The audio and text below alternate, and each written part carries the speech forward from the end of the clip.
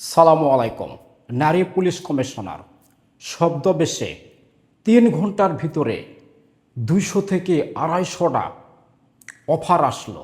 তারপরে যা ঘটল, প্রিয় বন্ধুরা, শব্দবেশে নারী পুলিশ কমিশনার যখন মধ্যরাত্রে একটা বাস স্ট্যান্ডে ২-৩ ঘন্টা অবস্থান করে, সেখানে না হলে তো ম্যাক্সিমাম ২০০ থেকে ২৫০টা অফার আসছে। সেখানে যতগুলি অফার আসছে কাউকেই তিনি না বলে নেয়, সবাইকেই হ্যাঁ বলেছে এবং টাইম দিয়েছে।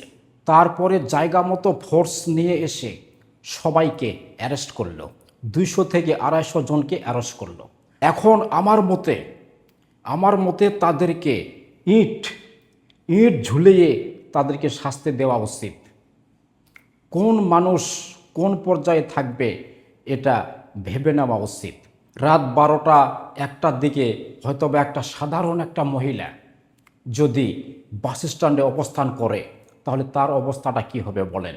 এই চিন্তা ভাবনা করেই মহিলা পুলিশ কমিশনার ট্রাইমূলক বাস স্ট্যান্ডে অবস্থান করতেছিল, কিন্তু ২-৩ ঘন্টার ব্যবধানে ২০০ থেকে ২৫০ জন অফার করে তাকে। এই ২০০-২৫০ জনকেই গ্রেপ্তার। এখন তাদেরকে ইটা ঝুলিয়ে দিয়ে রাখা হোক এবং এটাই তাদের শাস্তি। প্রিয় বন্ধুরা, আপনারা কি বলেন একটু কমেন্টে জানিয়ে যাবেন। আল্লাহ হাফেজ।